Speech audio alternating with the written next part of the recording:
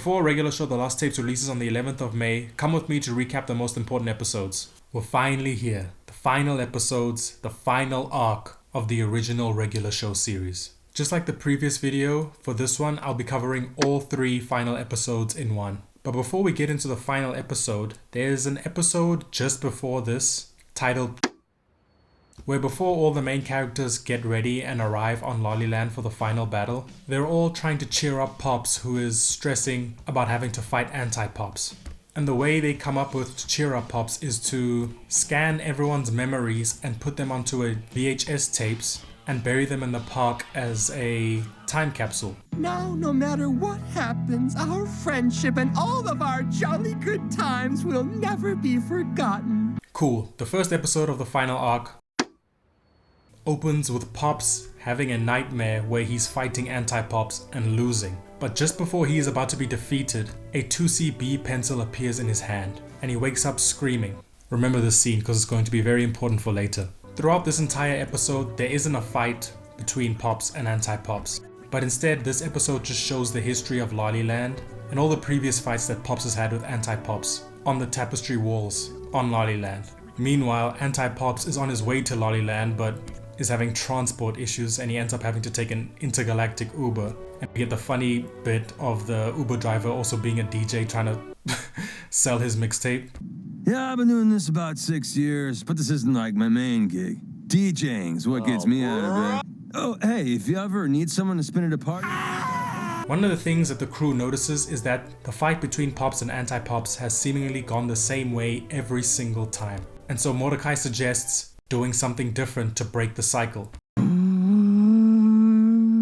Dude, you got an idea? Yes. And they all decide, why don't they just trap the planet before Anti-Pops gets there and defeat him before they even have to fight him for real. A plan which Pops is not too keen on, but reluctantly agrees to it.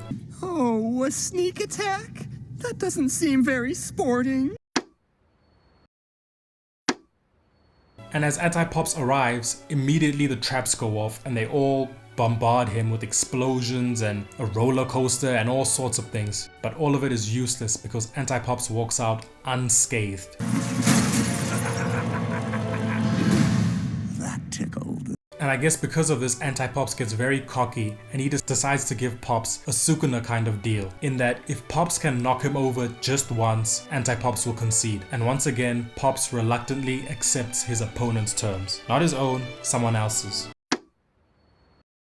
The fight starts with a very kung fu-esque, hand-to-hand combat kind of style, and one of the things I noticed most is that Anti-Pops is doing most of the attacking while Pops is being very passive and defensive, and in his demeanor you can tell that he still does not want to fight, but somehow, some way, Pops manages to knock him over. But of course, Anti-Pops, being the villain that he is, immediately walks back on his deal and they continue fighting. But not just them, all the main good characters and Anti-Pops' reinforcements that he brought with him. But not only them, streaming / internet, I think, I genuinely still don't know what the difference is, but crashes the fight as well. And at this point it becomes all out war. And you can kind of look at it metaphorically as streaming versus Cartoon Network / Regular Show, which is a theme that has been echoed through many Regular Show episodes, particularly in the final season. And during this all out war, we get basically an Avengers Endgame style cameo fest. We see the baby ducks, we see Death, we see the Guardians of Eternal Youth, a whole bunch of characters that have appeared throughout the entire show. We even get a whole Gundam sequence. But as the fight is coming to a boil, sadly Muscle Man and High Five Ghost are killed.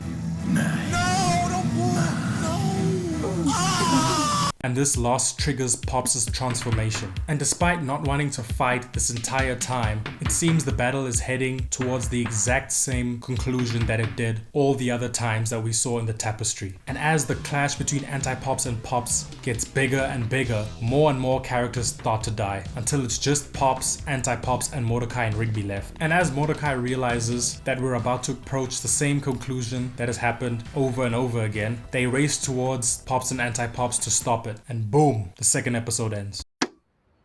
The first scene of the final episode of Regular Show takes us back to where it all started.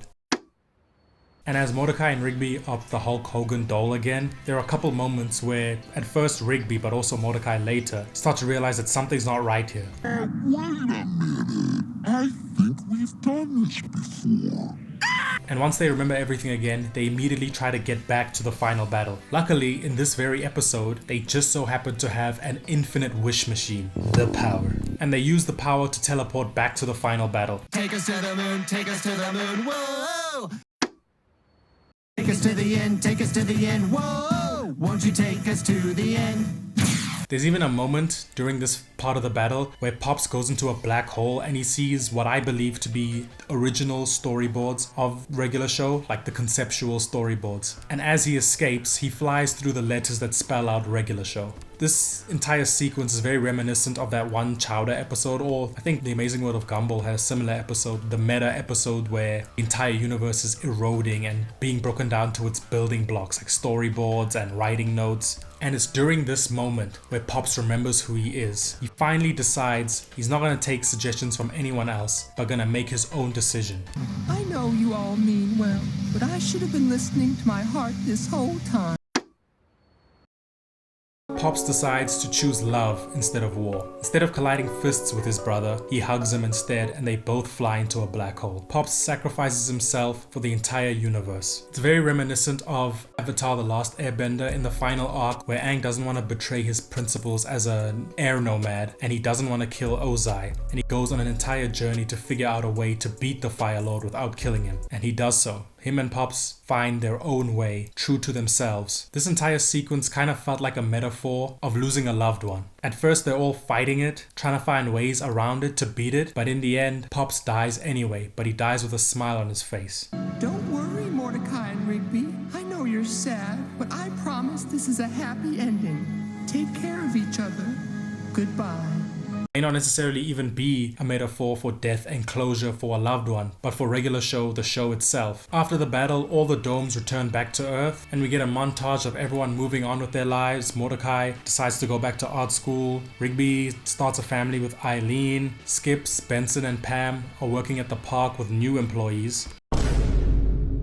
Muscleman starts his family. High Five Ghost becomes a DJ and, in my opinion, gets the best ending, but everyone goes their separate ways. And they decide to reunite at the park after 25 years in memory of Pops. And they all reminisce about the good times they had and how they can continue to have good times thanks to Pops' sacrifice. I wish Pops could have been here to see this. Well, if it wasn't for him, we wouldn't have this. Yeah. And the final shot of the show is Pops watching a tape with the regular show written on it in heaven. Jolly good show.